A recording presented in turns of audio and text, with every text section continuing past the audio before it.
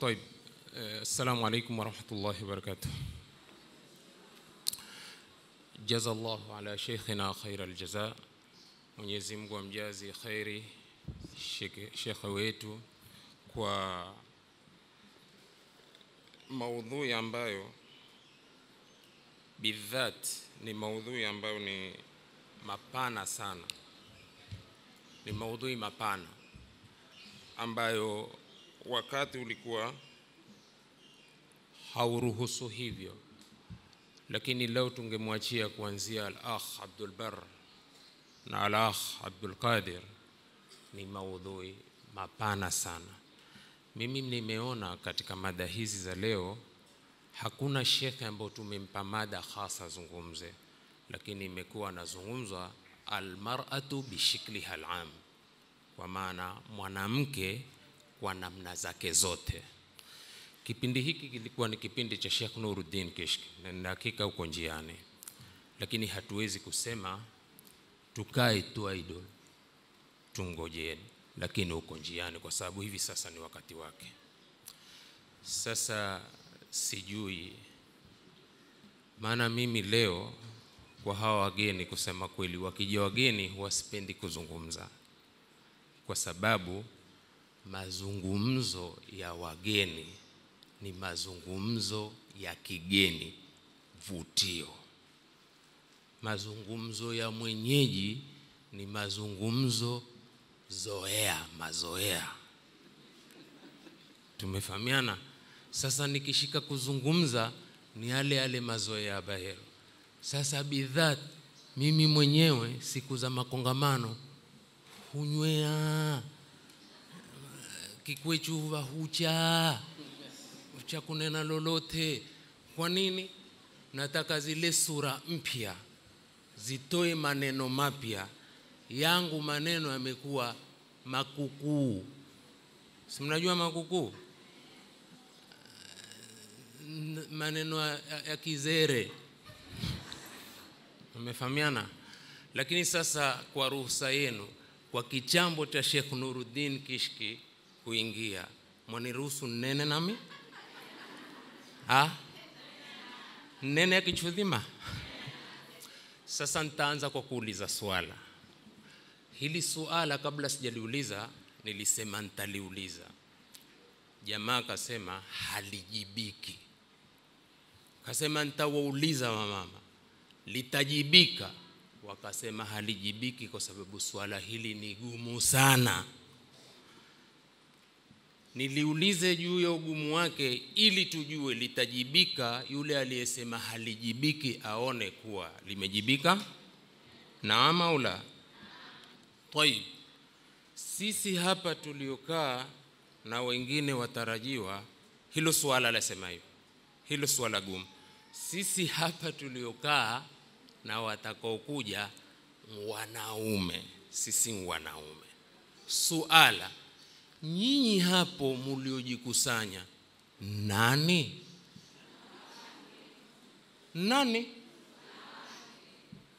Kumbe rahisi kweli hili swala. Sasa yule alioniambia nieleze alifanya sheshegi tu kwamba kwa swala sisi ni wanaume na nyinyi ni. Suala, je, wajijua kwamba wewe ni mwanamke? Jibisheni, sio mchezo. Wajijua kama wewe ni mwanamke?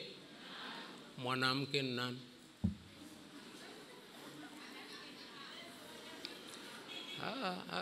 Pole. Si mmesema mwajijua kwamba ni mwanamke? Ni nani? Mwanamke ni mlezi wa jamii, sio? Bas, mumenishinda. Sasa nataka kuwa almar'atu bishikliha al'am, mwanamke kwa namna zake zote. Hebu hata tuzungumze mwanamke nani, na mumeshamjibisha. Lakini naahidi ya kuwa Sheikh Nuruddin akiingia mada nitafanyaje? Mada nitaikata. Tayeb, man hiya almar'atu, mwanamke nani? Unajua, ikiwa wewe ni wewe, sharti ujijue wewe nani.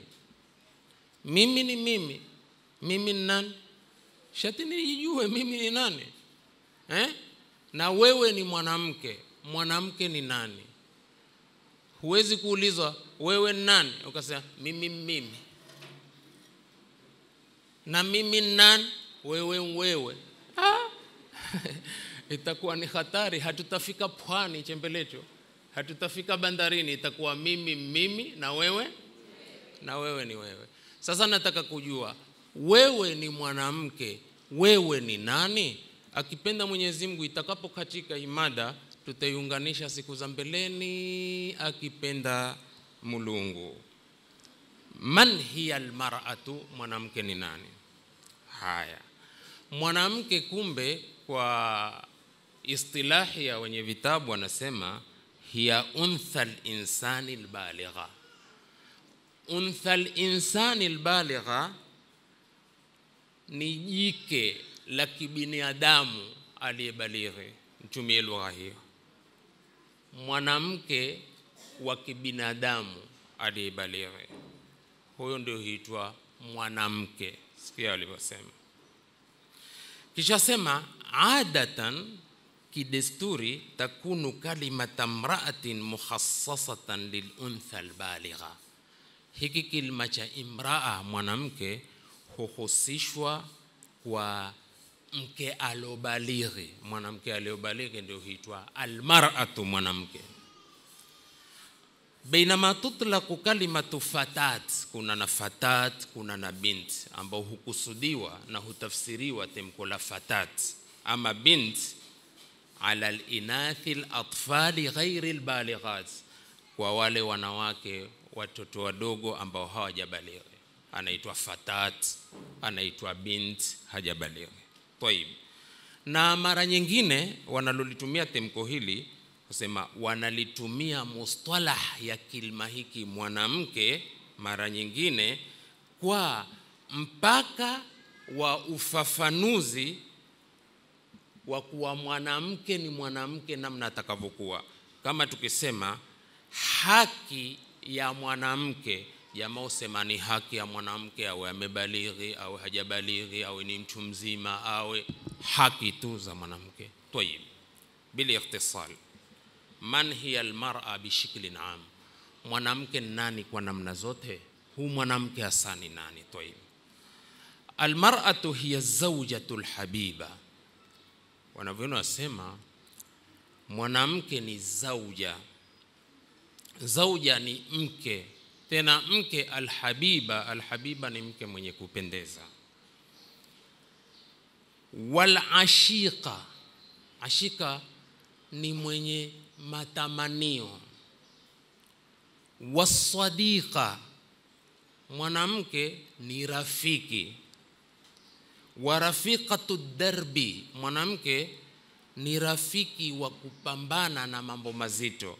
Mambo mazito tena akapata utatuzi kwa mwanamke. Kwa hivyo mwanamke ni mtatuzi wa mambo mazito. Basi tu mwanamke aweza akawa hajielewi yeye ni mwanamke nani, kwa nini kuitwa mwanamke. Kama ambavyo kuna wanaume hujiita wanaume lakini hawajielewi kuwa ni wanaume. Tayib.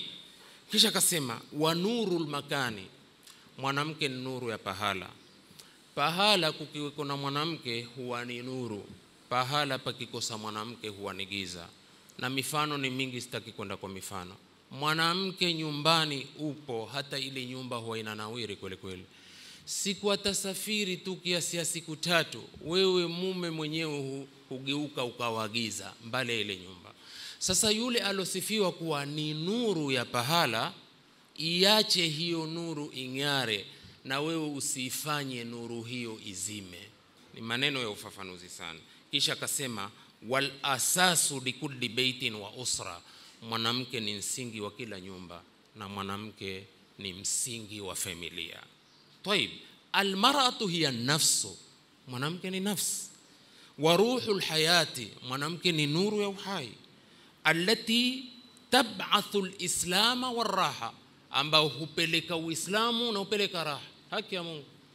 Uislamu mwanamke akifanya maamuzi ya kuupeleka Uislamu mbele, Uislamu unasonga kweli kweli, na harakati za Kiislamu zinasonga kweli kweli. Na angalia hata katika durusu zetu za Ramadhani hapa tulikuwa tukiwaambia, wallahi billahi tallahi, hatusemi fakhran, lakini tunasema ni neema za Mungu twafaa sisi tuzizungumze. Hata katika harakati, hata katika miamko, wanawake ni aula kuliko wanaume. Nyinyi msishtuke, wala sikusema msife moyo. Al-Akh Abdul Qadir ameitafsiri hadithi bimaanahu al-khas, bimaanahu al-khalis, kwa maana yake.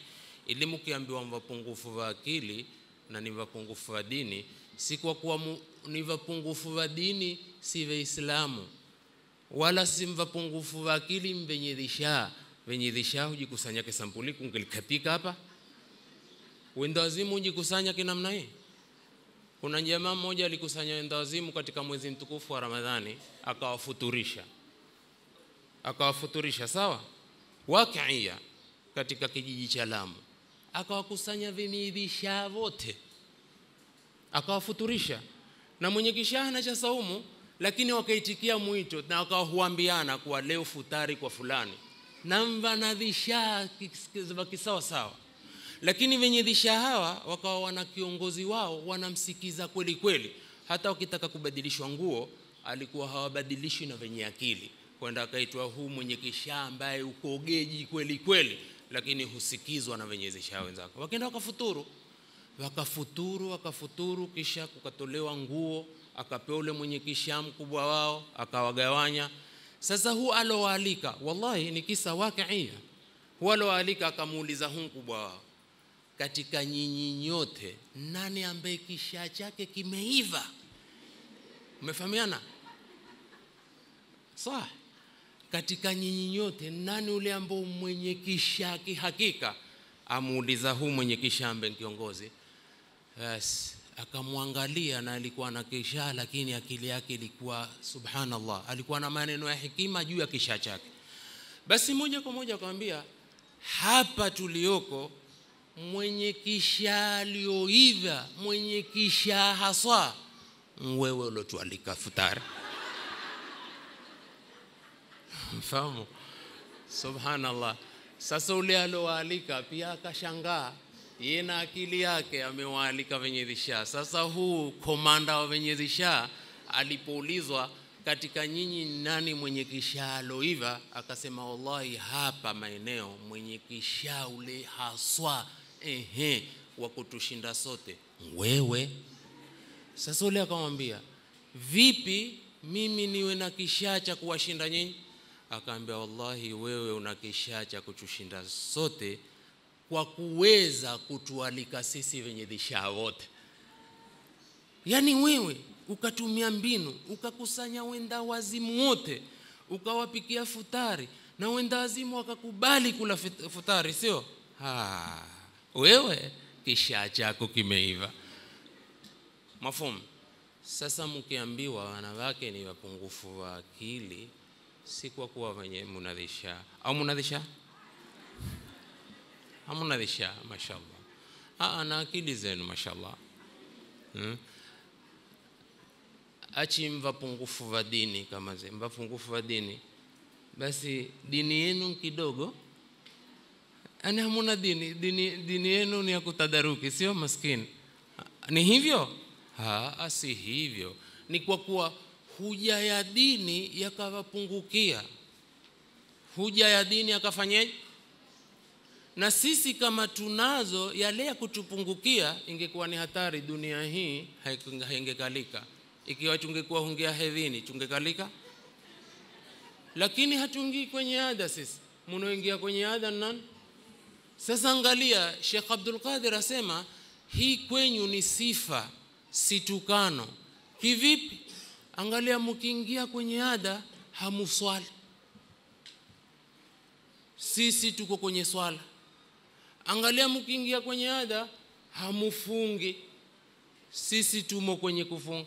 Na ukinsikia nzuka yoyote, na tumesikia wazuka, kuna wazuka fulani katika wanaume, mimi nimesikia kwa shikio langu, ni katika hawa watu wa LG hawa, maliza mwenyewe, sawa? Basi Achi humwambia mwenzake, wallahi sikufanisha baraza, ni hatari.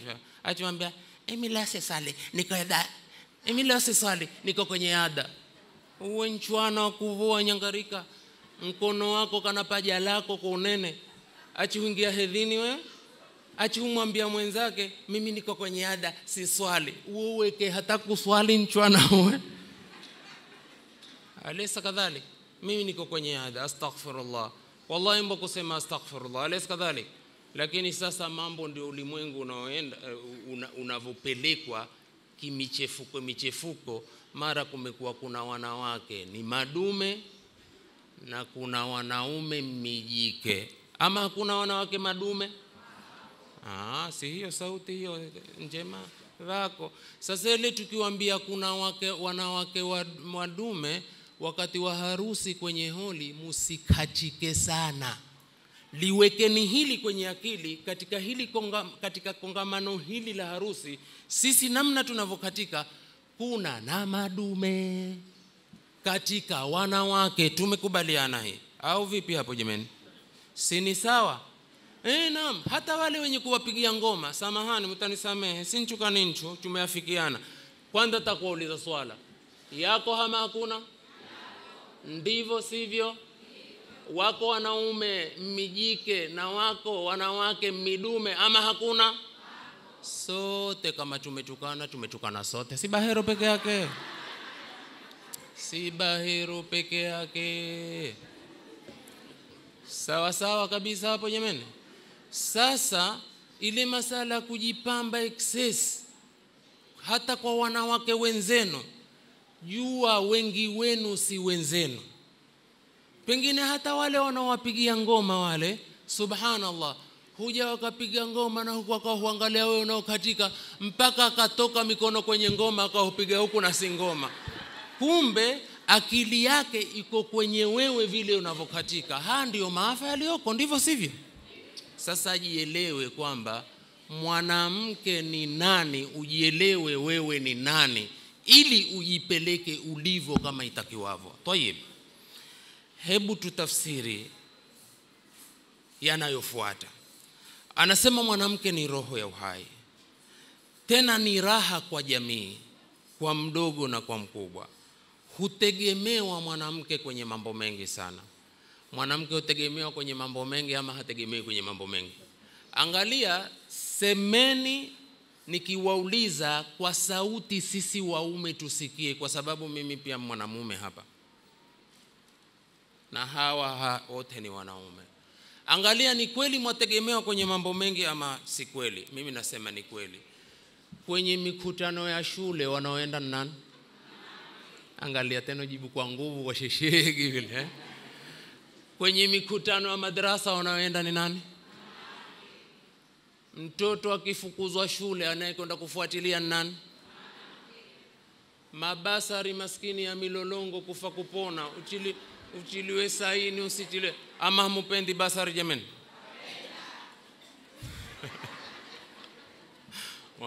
Enda ukushika mlolongo nani?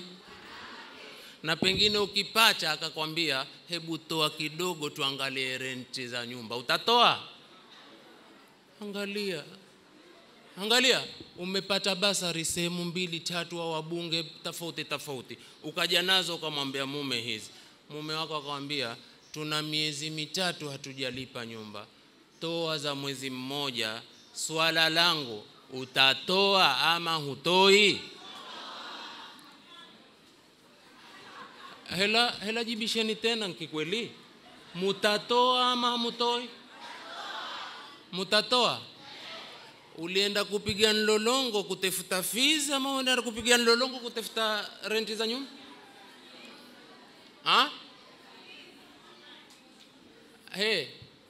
Zile ule kwenda kutafuta fees za shule amanza kulipia nyumba? Mbona isiwe jawabu? Siwafundishi kuteta na waume zenu kama vile mlivyoambiwa na mashekhe waliotangulia. Vabaneni kwa inavyotakiwa, siwafundishi uchezi. Lakini mfano kwa swala ambalo litakuwa bilini warifqi, kwa upendo, umwambie naam, hizi nimekwenda kuzitefuta pia kwa ridhaa yako. Maana ikiwa hakukwambia nenda katefute, usingetoka. Si unatoka kwa idhini ama unatoka kwa amri yako? Unatoka kwa idhini. Lakini ukamwambia nimeenda kuzitefuta, basi tafadhali hebu fanya mpango na wewe utefute za nyumba, ili hizi tukaenda kulipa fees tuwe hatuna udhia tena. Na huko ndiko kunaitwa kusaidiana.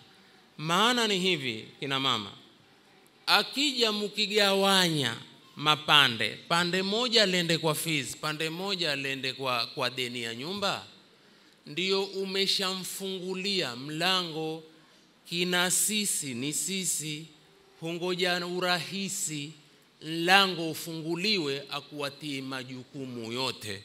Hii nasema bikuli swarahatin, kwa sababu hayatu zaujia, maisha ya kindoa hivi sasa imekuwa ndio maisha ya mishikili mingi sana. Wenye kuolewa mpaka usema afadhali kuwa ningekaa hivi hivi bila kuolewa. Na ukienda wenye kuoa huja wakasema afadhali kuwa ningekaa hivi hivi bila kuoa. Na pande zote haziko usawa katika mipangilio ya sharia. Lakini pia huja kipindi ukaona hii ni kheri, ni kheri, na kheri ndio tuitakao. Lakini subhanallah, nilipoikubali ni kheri imegeuka kuwa shari. Lidhalika mwanamke ni ampe nafasi mume wake, lakini sio ampe nafasi kivyote kwa namna ambayo mpaka atasahau haki zake. Kwa nini? Ni kweli hapa mwanamke ndiye anayejenga mambo. Mwanamke hutegemewa katika kutengeza mambo mengi, na tumekubaliana hayo. Hatuhudhurii kwenye mambo mengi, hatuchatui matatizo mengi, lakini na yote hayo kisha sisi huja tukajisahau. Maisha ya ndoa imekuwa ni maisha ya mtihani mkubwa sana. Wala sijasiri kusema wanawake wakae wasiolewe na wanaume wakae wafanyeje, wasioe. Lakini nasema mjue wa kumuoa ikiwa ni mume, na mjue atakaye kuoa ikiwa ni mke. Lakini je, twajua ghaibu sisi? Twajua ghaibu? Hatujui ghaibu. Sisi tutahukumu dhahiri, ni waheri huyu amekuja, lakini ikawa pengine sivyo. Au tutahukumu dhahiri ni washari, na pengine ikawa sivyo. Astaghfirullah min kulli dhanb. Kipimo tumepewa na sharia, na mtume ametupa vipimo vya kuchagua, kisha unatawakala ukamwomba Mwenyezi Mungu taufiki. Lakini masala ya kuoa yafanana na mtu kutia mkono kukusanya kuni kwenye usiku wa giza. Kipeleka mkono, mara umemchukua nyoka umemfunga kwenye chicha la kuni. Ndiyo masala yalivyo, kwa sababu kesi hizi tunaziangalia sana na zinatujilia sana. Litakiwalo nini? Rekebisha mabadiliko, ujue namna ya kukaa na mumeo, na mume abadilishe ajue namna ya kukaa. Na haya hayaji mpaka kila mmoja ajue haki zake husika. Haki zako ni zipi na haki za mume ni zipi? Tayib. Haya, kisha asema watajtami'u biha al-adidu min as-sifati.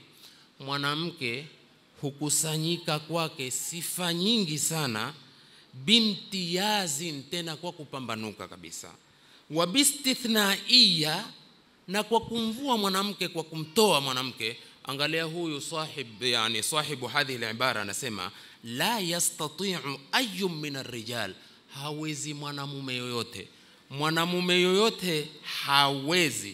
hawezi nini?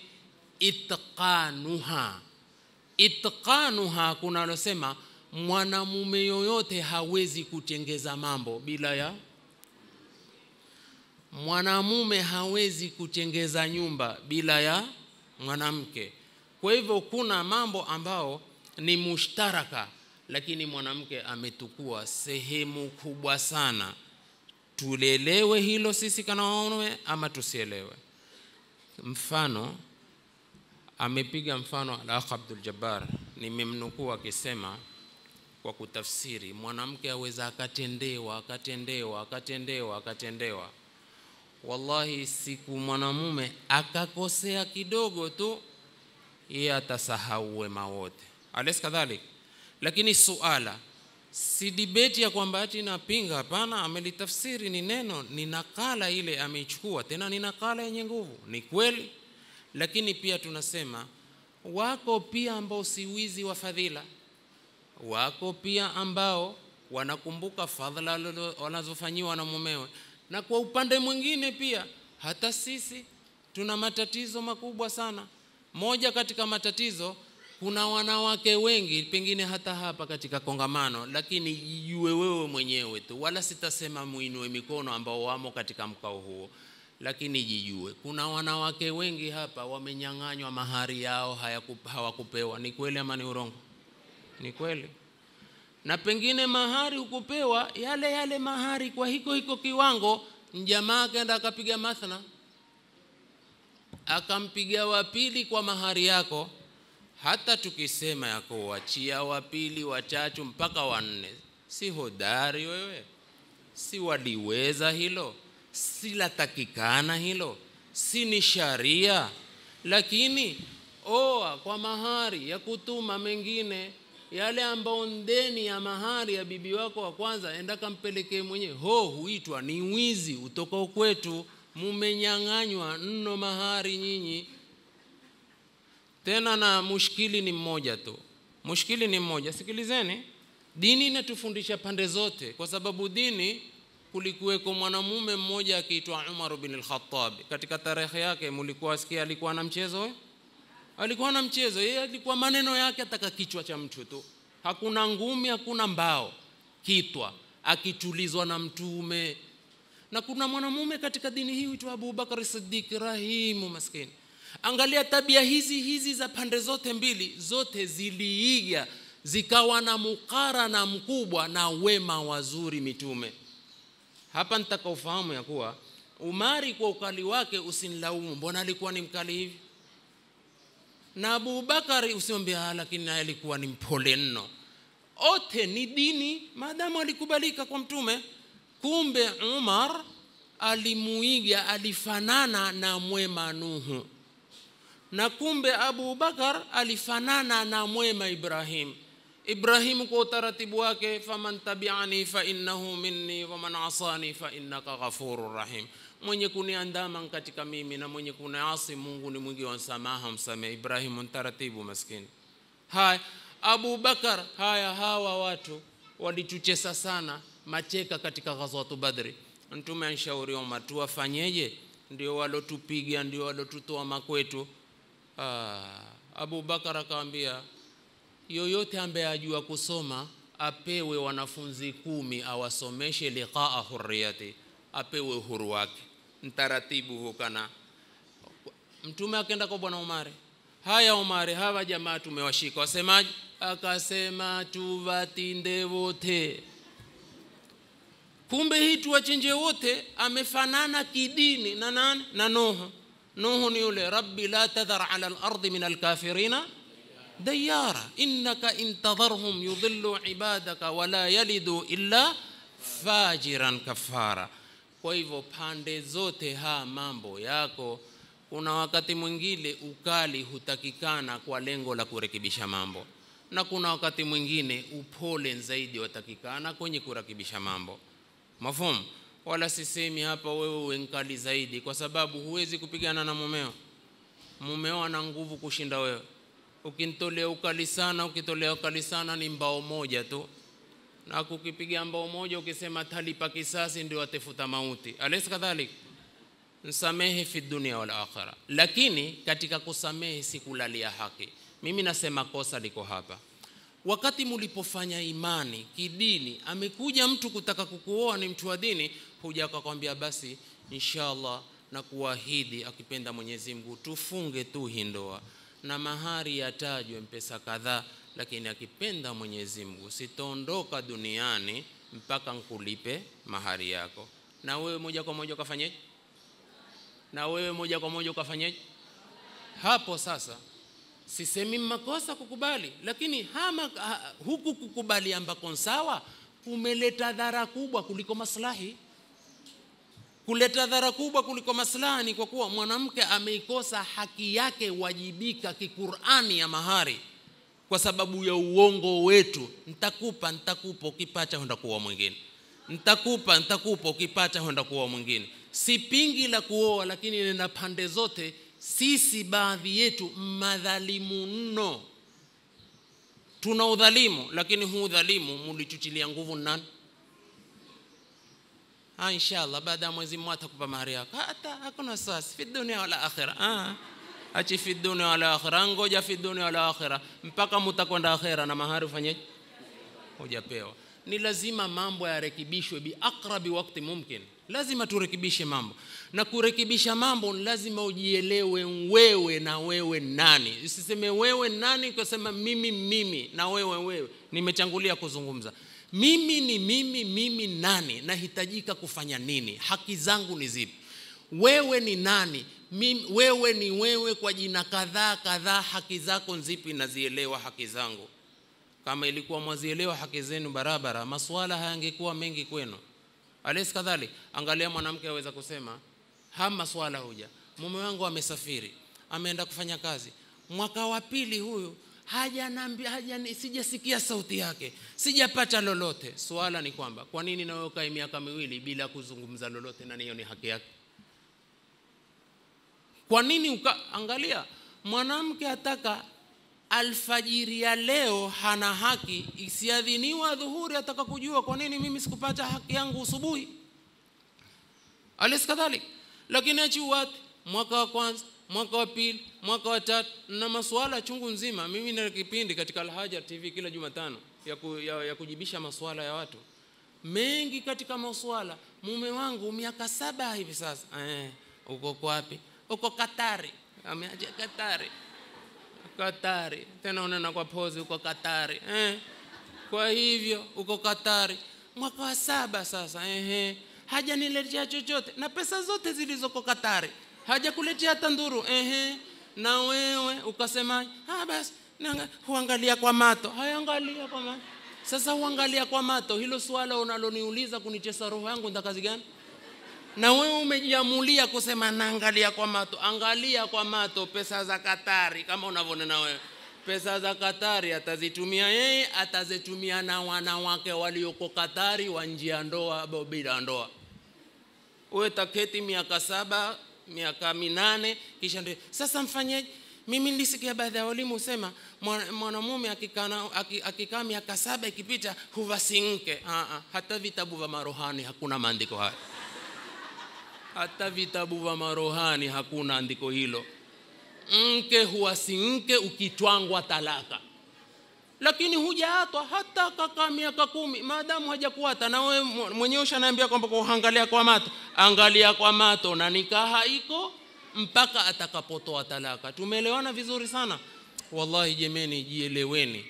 Nyinyi watu waheshimiwa kweli kweli. Na maadamu ni watu waheshimiwa, mliopewa heshima na kitabu kitakatifu, mwanamke atoka mbali. Wanawake walikuwa wakizikwa shekhe. Wakizikwa wahunna hayat. Wako hai wakizikwa, na wakiulizwa mbona mwawazika wakiwa hai, sema kwa kuchelea aibu. Hawa mwachu aibu. Hivi kweli nyinyi watu wa aibu hivyo? Mbona hamujibu kumbe mwachu aibu ni? Jitetee. Si watu wa aibu kinamna hiyo. Wako wenye aibu, wako wenye kutaka aibu, lakini watu waheshimiwa. Dini imewapa heshima hali ya juu. Mwanamke amekombolewa na dini. Mwanamke amepewa uhuru hata kwenye biashara zake. Mfano, lielewe hili. Kwenye biashara zako, mapato yako, dakhilia yako ya pesa zako, hana haki mume kutumia bila idhini yako. Juu ya kuwa mambo mengi wewe hutaka idhini kwako, lakini kwenye pesa zako, la jasho lako, la biashara yako, mume ana haki kwambia nikopeshe nami 2,000. Mrembo wangu nipa nami 2,000, leo niko kavu kweli kweli. Basi hapo mfungulie kipoti chako, hizo manake huna. Lakini sio kwamba kuwa mume atatadakhal ya kuwa bwana ungelizipata hizo. Ala, ungelizipata nini? kwa kuwa wewe ndio umekuja hata kama wewe sababu, lakini mimi ndio nilifanya hii biashara. Angalia Uislamu mpaka ukakupa uhuru ya kwamba ambacho umekimiliki nchako hata mume wako hana ruhusa mpaka kwa idhini yako. Huu ni uhuru mulipewa kweli kweli. Mumezikwa kweli kweli si nyinyi, na sasa wako wanaozika. Kwani hii mambo ya wanawake kuzika watoto wa kike ama limeondoka? Halijaondoka. Wako ambao wana ujahili kama huo. Wenye ujahili kama huu ni wale wanaozaa mabarabarani, ukamtukua mwana. Sasa ndipo ukienda kinamna hiyo, ndipo pale ukamwambia haki ya Mungu, dini inapunguani kweli kweli. Japo kuwa tuna sifa kwa upande mwingine, lakini upande mwingine kuna kejeli. Wewe waweza kusema dini hata kama mwanao wa nje ya ndoa, yani uende katika shimo la futi 120 na 70, mtupe kwa kito ule mwana. Ndio leo idha al-mau'udatu su'ilat bi ayi dhanbin qutilat. Si dini hiyo. Mumepitia kipindi hiko. Mumepitia kipindi cha mama na baba kutoa kwamba nenda katuletee nasi wali wa leo hatuna cha kupika, na ni kwenda kuuza mwili. Ujahilia huo. Tumo unalolituma analolipokea nani? Ni wazazi, ambao system hiyo iko. Mahari ni haki ya nani kina mama? Ni haki ya mwanamke, sio? Angalia katika baadhi ya makabila kina sisi pia, mahari ni haki ya baba na mama. Baba hujakatukua yale mahari yote anaopewa yule binti akawa hana alama kujikumbusha kuwa hichi kijipete mimi nimekinunua ni mahari niliyopewa. Billahi alaik, zote hizo dhuluma, na dhuluma hizi upitika kwa kuwa nini? Kwa kuwa watu wameshindwa kujua haki zao. Lidhalika ndipo Mtume Muhammad sallallahu alaihi wasallam alihusia khairi kwa wanawake, akawahusia Waislamu khairan bin nisa. Na mmoja kati ya maswahaba alipomuuliza Mtume ni muumini gani bora, Mtume sallallahu alaihi wasallam asema mbora wenu ni yule aliyekuwa mbora kwa mke wake, na mimi ni bora kwa ahali yangu. Mtume aseme mtu takawe bora kwa mkewe kama alivyokuwa Mtume Muhammad sallallahu alaihi wasallam. Ama mwanamke aweza kuuliza swala, lini mwanamke huwa karibu zaidi na Mungu? Mwanamke huwa karibu zaidi na Mungu wakati anapokuwa ndani ya nyumba yake. Jazakumullahu khairan wa ijaza bihi.